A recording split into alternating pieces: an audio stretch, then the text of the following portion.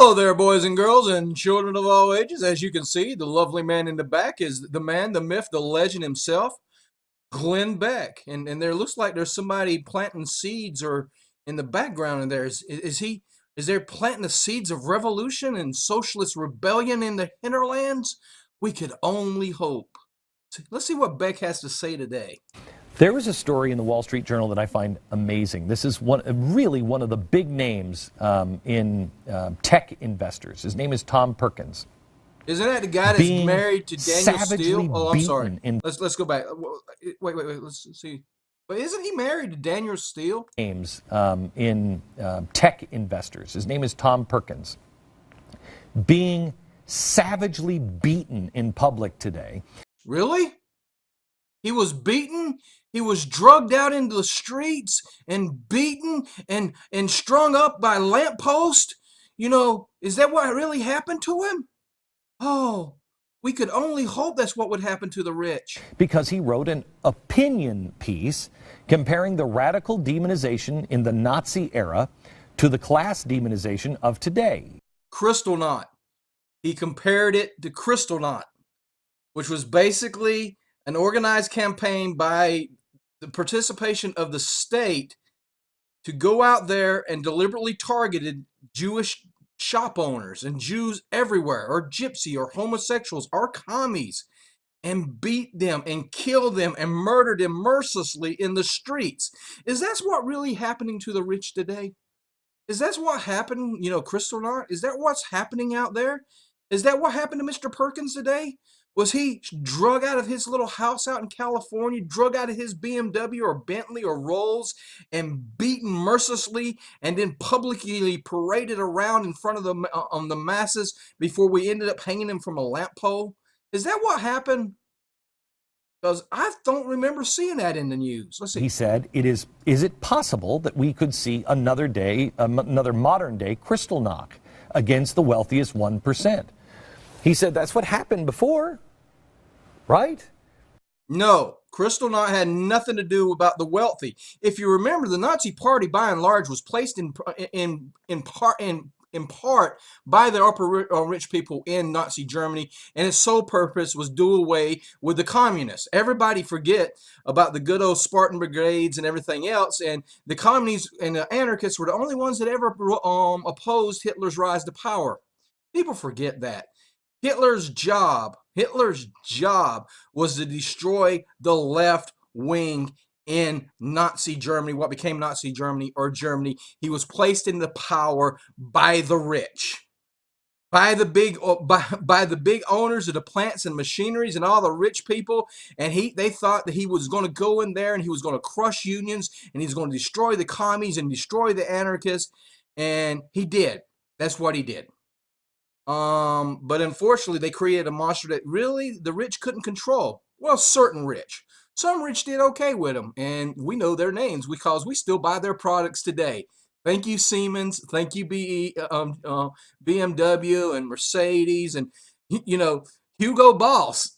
Nice designer that guy was. Anyway, they said this 1% of our society is really bad. Yeah. Well, that was Jewish. Now it's rich people. What's the difference? There's a big difference between being rich and being Jewish. One's an ethnic background, another is something that you personally have to go out there and do yourself. You have to go out there and achieve being rich. It's not just a genetic thing. But targeting any group of people for destruction is sometimes a good thing. Yeah, I said that. We are Germany 1930. Really? And if people don't speak out, you have no chance of changing course later. You can deny it all you want, but the socialist revolution is here. Thank God. And if, you don't want to believe me, that's fine. You don't want to believe that the wealthiest 1% might be the same as it was in Germany. That's fine. But actually, I do believe the wealthiest 1% are the same as they were in Germany. They're the exact same people with the same ideas, same values, same belief system, and trying to achieve the same goals. I do agree with you there, Beck. But let me ask you this. Okay. That guy who said that he's a tech mogul, he's huge. He is huge. He's huge in the sense that he's wealthy. And he's wealthy for basically shifting paper around. He did not build anything. That's what they're worried about. There's a whole bunch of Krugman just recently had an article in the New York Times, and he's right. A lot of the rich people feel really guilty about how they achieved their wealth, and they achieved their wealth by basically being renters. They're members of rent extraction. They're not producing anything. They're just members of the fire economy who are basically creaming off profits and creaming off other portions of the economy. And they're a parasitic race that should be lanced, should be gotten rid of. And he made a great case of how people are just beating down the rich. No, they are not beating down the rich. No one is going into their houses and beating them, taking their stuff, and then marching them off to the guillotine. We can't even march them off for crimes that they commit. They can openly commit fraud, and you cannot arrest them because they're too big to fail. We couldn't arrest the people at the HBNC bank because of drug laundering because it would bring down damage to the overall economic system. They're not being lynched. They're not being marched off to the guillotines or waiting to be marched off in pit and cattle cars. It's not happening. It might be a good idea that eventually it may come to that because I don't think they're going to surrender their power without it. In San Francisco. Okay, you don't want to agree with him? That's okay. That's totally cool. But in a healthy society, do you say, no, he's wrong, and here's why he's wrong, and just dismiss him? No, you don't dismiss that kind of rhetoric. You do not allow one side of the debate to engage in the most inflammatory, incendiary rhetoric and say, well, he's just wrong there. No, you go out there and you smash it in the face. That's how you deal with that kind of rhetoric. You don't say, well, it's sorry. That's the problem with the left today. The problem with the left today is it doesn't have a Lenin. It doesn't have a Trotsky. It doesn't have Stalin. I'm sorry. If it had one of those individuals, the working class would be a lot better off. It really would. Can you imagine what Stalin would have done to BP? Can you imagine it? Can you imagine what Stalin, Obama was actually a true Joseph Stalin, what he would have done to BP? Or what he would be doing to people like Beck? Can you imagine that? Would this guy be allowed to make millions of dollars? No. You're not being persecuted. You're not. In a healthy society, do you do that?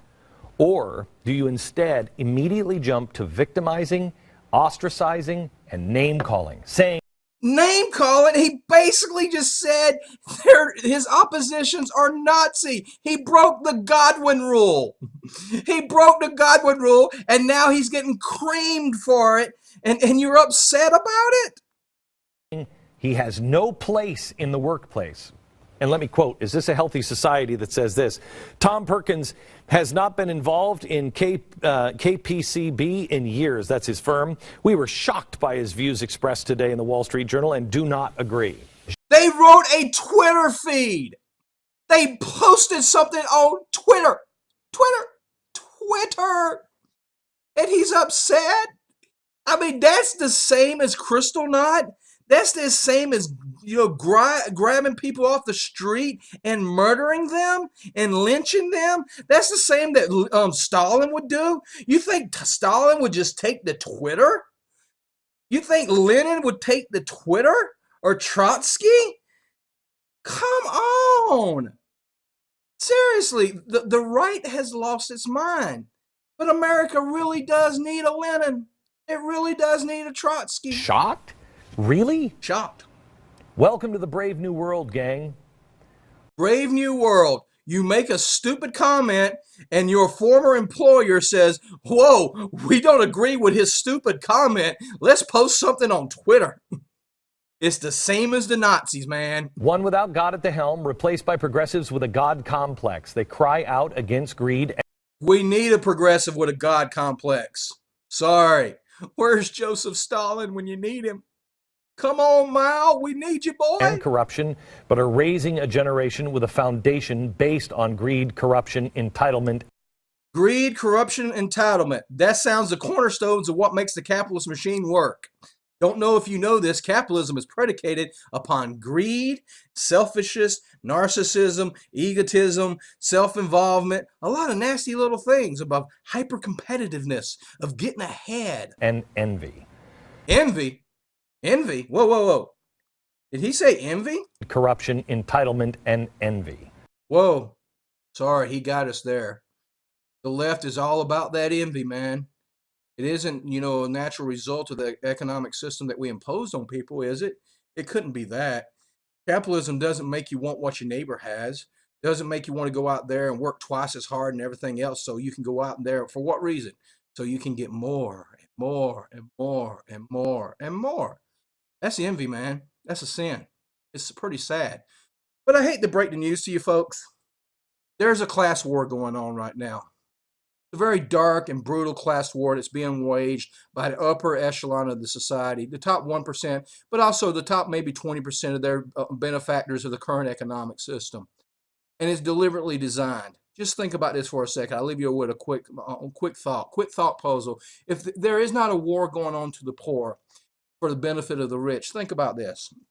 If you was a good little girl or a good little boy and you went to college and you got yourself something like, $20,000-$30,000 worth of debt, got your degree, the economy turns south on you and you're unable for a multitude of reasons. You get sick, your family gets sick, your mother gets sick, your husband gets sick, your wife gets sick, something happens to you in which all of a sudden you slip, just a little slip, and you miss a couple of payments. All of a sudden you fall back on your student loans. Next thing you know, your wages are being garnished like 15, 12, 15, 26% of your wages are just gone.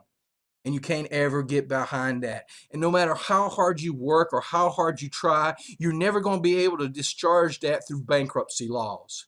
They're going to grind you into the dirt. Trust me, it's happening to me. But let's say you're a big, giant, multi-billion-dollar corporation who wants to escape, regulation and everything. So you go to a little southern state like West Virginia, and you make a lot of money by cutting corners here and there. And next thing you know, you basically destroyed the water supply in that state.